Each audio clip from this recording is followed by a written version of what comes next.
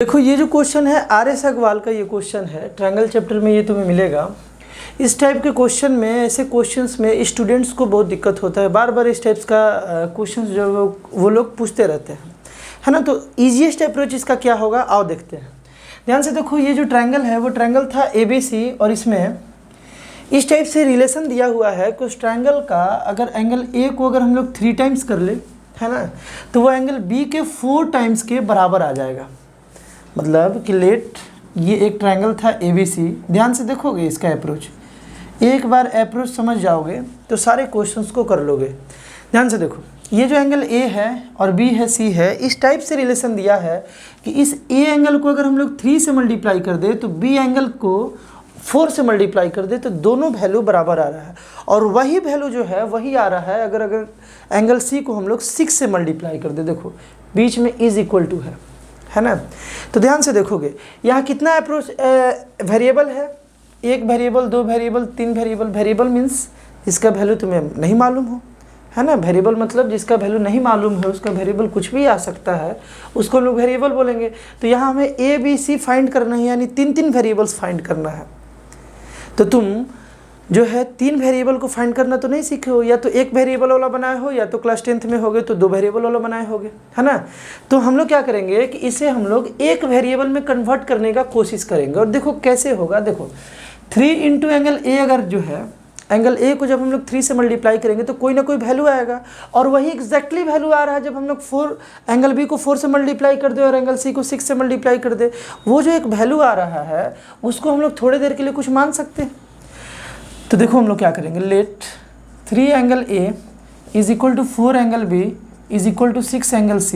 मतलब इसका जो वैल्यू है, इसका जो वैल्यू है, इसका जो वैल्यू है, ये सब बराबर है। और उस बराबर वाले वैल्यू नहीं मालूम था हमें, इसलिए उसको अभी हम लोग वेरिएबल में मान लेते हैं।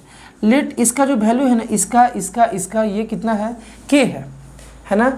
अब हम लोग क्या करेंगे कि एक एक एंगल को K के फॉर्म में, K के टर्म में चेंज कर लेंगे। देखो कैसे करेंगे, यहाँ से हम लोग लिखेंगे कि if 3 angle A is equal to K।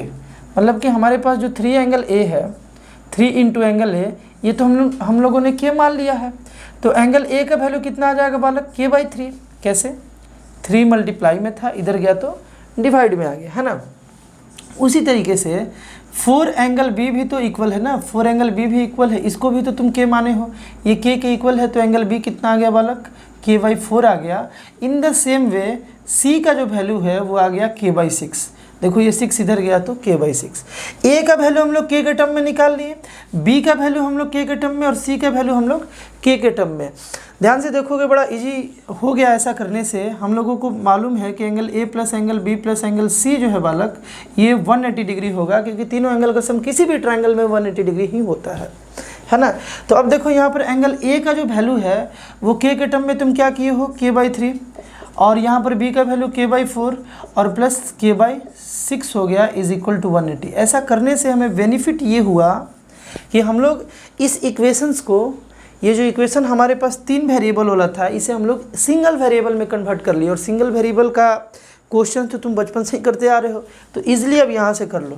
देखो एलसीएम इसका कितना आ जाएगा, 6 4 3 का 12 आ जाएगा ना बालक, 3 4 जा 12, तो यहाँ पर 4K लिखेंगे। उसी तरीके से 4 3 जा 12, तो यहाँ 3K लिखेंगे, और यहाँ पर 6 2 जा 12, तो यहाँ पर हम लोग 2K लिखेंगे, इज इक्वल टू 180 डिग्री। यहाँ से देखो 4 3 7 और 2 9, 9K is equal to 180 into 12। जल्दी कर दिए क्या, देखोगे ध्यान से बालक, ध्यान से देखोगे, यहाँ ये जो 12 है ना, ये जो 12 है इधर डिवाइड में उस साइड जाएगा तो किस में जाएगा, मल्टीप्लाई में, तो 180 इंटू 12 हो गया। और ये सारे को जब हम लोग ऐड किए तो 9K आ गया, है ना। ये सबको ऐड किए भाई तो 9K आ गया, 4 3 7 2 9। और ये जो 12 डिवाइड में था, इसको हम लोग उठा करके अगर उधर रखेंगे तो इधर डिवाइड में, उधर जाएगा तो मल्टीप्लाई में, तो 180 इंटू 12। अब ध्यान से देखोगे, अब ध्यान से देखो, ध्यान से यहाँ से कोई बच्चा ना मल्टीप्लाई कर लेता है ना। इन दोनों को पहले मल्टीप्लाई करेगा, फिर इस 9 से डिवाइड करेगा। ये लल्लू लाल वाला प्रोसेस हो जाता है। मल्टीप्लाई करोगे, फिर डिवाइड करोगे, पहले बड़ा कर लोगे, फिर छोटा करोगे। आसान मेथड क्या है कि इस K का डायरेक्टली वैल्यू निकालो, 180 इंटू 12 डिवाइड, ये जो 9 है इधर मल्टीप्लाई में, इधर गया तो डिवाइड में। अब देखो सिंपल हो जाएगा, अब तुमको बड़ा मल्टीप्लिकेशन नहीं करना पड़ेगा। 9 से कितने बार में बालक, 2 और 0 है ना, 9 2 ज़ा 18। अब यहाँ पर 12 इंटू 20 करना होगा, 12 इंटू 2 24 और एक 0 था तो 0 है ना। तो k का वैल्यू कितना आ गया बालक, k का वैल्यू आ गया 240, k का वैल्यू आ गया 240।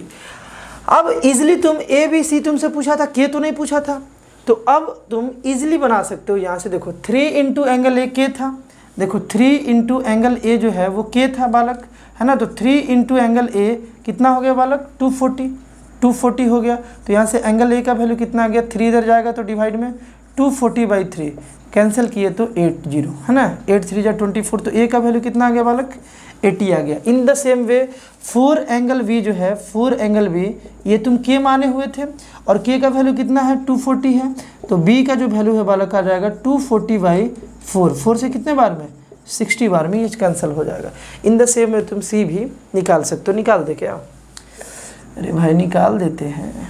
देखो 6 into angle C is equal to K यानी कि 240, के तो हमारा 240 है, निकाल लिए हम लोग। तो एंगल सी का जो वैल्यू है वो 240/6 आ जाएगा, 6 से कितने बार में 4 बार में यानी कि 40। एक आ गया 80, एक 60 और एक 40। बात क्लियर है। तो ये अप्रोच लगा करके, यानी तुम देखो यहाँ ध्यान से कि अगर वेरिएबल जो है अगर ज़्यादा है तो उसे हम लोग कैसे कन्वर्ट कर ले सिंगल वेरिएबल में। सिंगल वेरिएबल में आते ही हम लोग आराम से उस वेरिएबल का वैल्यू निकाल लेते हैं, है ना।